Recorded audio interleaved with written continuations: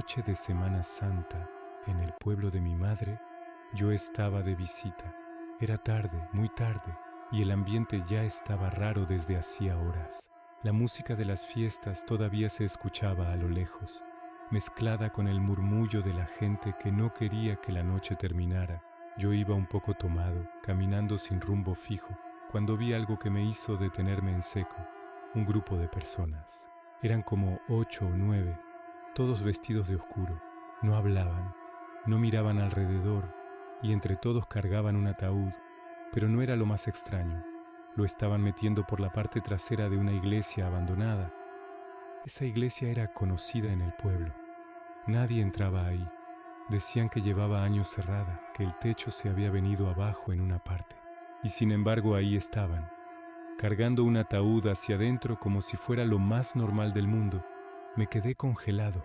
Al principio pensé que sería algún tipo de ritual extraño, una tradición antigua que no conocía. Quizá una broma, quizá algo relacionado con la Semana Santa, pero había algo en la forma en la que se movían, algo que no encajaba. No era religioso, no era festivo, era otra cosa. Y entonces lo escuché. Un golpe, muy leve, como si algo dentro del ataúd se hubiera movido. Me recorrió un frío por la espalda. Pensé en irme. De verdad lo pensé, pero no lo hice. Y ese fue el error, porque lo que fuera que llevaban no estaba completamente quieto. Ya en este punto de la noche, comunidad, quiero pedirles algo sencillo. Suscríbete si te gusta el video.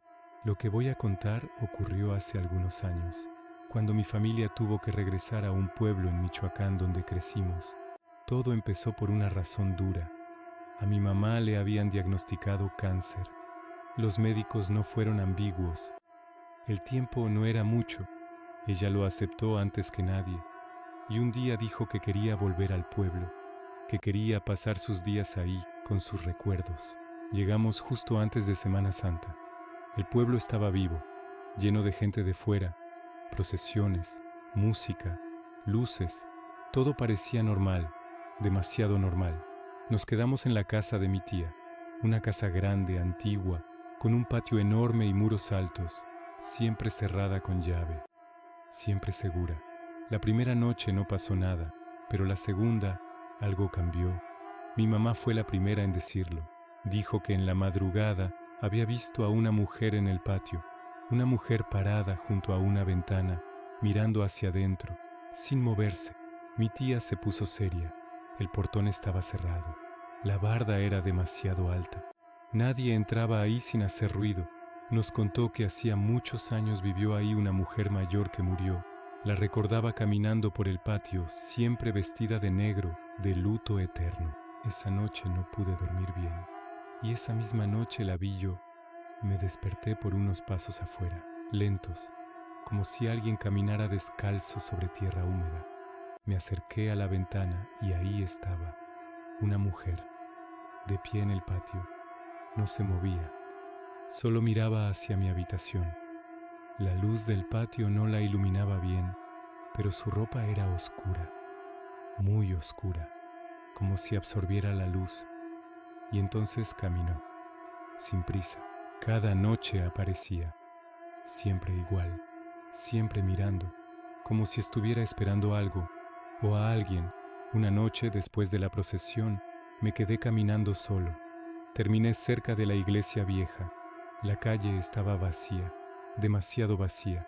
Y entonces los vi, un grupo de personas, 12, quizá 15, todos vestidos con túnicas oscuras. No hablaban, no llevaban velas. Entraron a un terreno detrás de la iglesia y ahí lo bajaron, lo colocaron en el suelo. Todos se arrodillaron y uno de ellos levantó la tapa. En ese instante se escucharon golpes desde dentro. 1, 2, 3, secos. Todos se quedaron inmóviles y entonces me vieron. No sé cómo, pero lo hicieron. El caos empezó.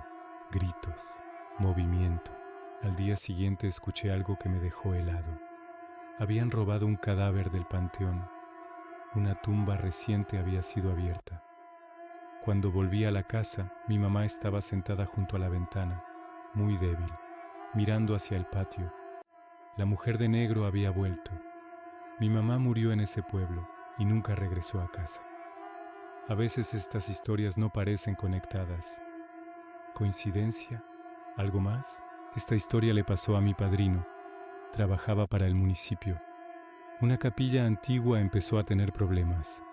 Ofrendas desaparecían. Cera negra en el altar. El video de la cámara mostró algo que nadie esperaba. De noche, un grupo entra a la capilla. Rostros cubiertos.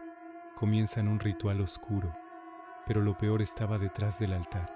Una figura, alta, demasiado alta, inmóvil, como si no perteneciera a este mundo. Gracias por llegar hasta aquí, comunidad. Suscríbete si te gustó el video. Recuerda, hay lugares donde Semana Santa apenas empieza. Capítulo 3. Escondidas en el Panteón. Mi nombre es Margarita.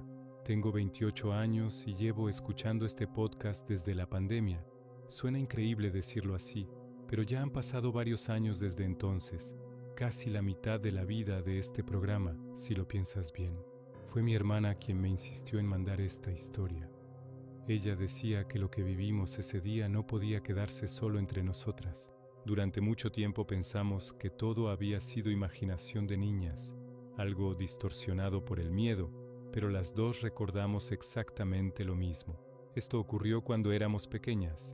En ese tiempo murió un primo nuestro llamado Alex. Su muerte fue un golpe muy fuerte para todos. Perder a un niño en la familia cambia por completo el ambiente de una casa. No es solo tristeza, es algo más pesado, más silencioso. El entierro fue al día siguiente. El panteón estaba lleno. Demasiada gente había ido a despedirse de Alex. Los adultos estaban concentrados en el ataúd, y mi hermana y yo, que éramos bastante pequeñas, terminamos alejándonos un poco. Caminábamos entre las tumbas mirando alrededor, y fue en ese momento cuando la vi. Había una niña entre dos tumbas pequeñas. Me estaba mirando. Cabello oscuro, piel pálida y una expresión muy fija.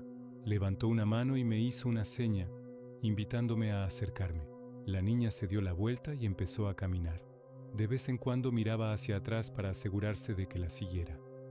Terminamos llegando a una esquina del panteón donde había una tumba grande, antigua, con esculturas de ángeles encima.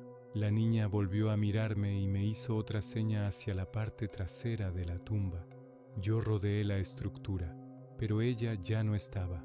Sentí que alguien me agarraba del brazo. Era mi hermana. Me dijo que regresáramos con nuestros papás, que no debíamos alejarnos tanto. Le conté a mi mamá lo que había visto. Ella decidió acompañarnos. Regresamos a esa esquina del panteón y ahí fue cuando todo cambió. Detrás de la tumba grande había tierra fresca y una placa de madera. Era el nombre de una niña y la edad era exactamente la mía. En el coche mi hermana me preguntó algo que me erizó la piel. Me dijo que ella también la había visto. Me dijo que la niña le había hecho señas directamente hacia la tumba y cuando la miró de cerca se dio cuenta de que su piel era gris. Capítulo 4. Intermedio. Gracias por seguir escuchando. Suscríbete si te gusta el video. Atentos porque en un par de semanas habrá un anuncio importante. Capítulo 5. El tercer cuerpo. Soy Sebastián y les escribo desde Entre Ríos, Argentina. Esto pasó hace muchos años en mi pueblo. Ese año murieron dos hombres con el mismo nombre, Carlos Romero. Uno era un señor mayor y el otro era un joven trabajador del campo.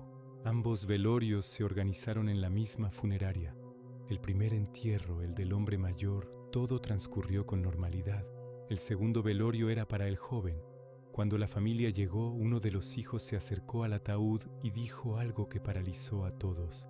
Ese no es mi padre. Ese cuerpo no correspondía a ninguno de los dos hombres. La funeraria revisó todo. Fueron al cementerio para confirmar el entierro anterior. Todo estaba en orden. El cuerpo que estaba en la sala no pertenecía a nadie. Llamaron al hospital, revisaron registros. Nada. No había error visible. Finalmente encontraron al cuerpo correcto del joven en el hospital. Pero el cuerpo desconocido seguía ahí, y nadie sabía quién era. Capítulo 6. El funeral de la bruja. Soy Arturo. Les escribo desde un pueblo del Bajío. En este lugar siempre se habló de una bruja, doña Jacinta. Vivía en una casa vieja, con luces encendidas a horas imposibles, hasta que un día murió. La encontraron en su casa. El velorio se hizo ahí mismo. Mi madre aceptó quedarse para acompañar a las señoras, y como yo era niño, también fui. La casa era oscura, con un aire pesado. Entonces se escucharon 3 golpes. Tocaron la puerta, pero no había nadie. Luego volvió a ocurrir. 3 golpes otra vez, hasta que todos entendieron algo. No venía de la puerta, venía del ataúd. Suscríbete si te gusta el video. Las señoras comenzaron a rezar sin parar. Cuando el sol salió, en la calle, decenas de cuervos estaban sobre los árboles, pero no rodeaban la casa de doña Jacinta. Era la casa de otra mujer muy respetada. ¿Y si la bruja no era quien todos creían? Suscríbete.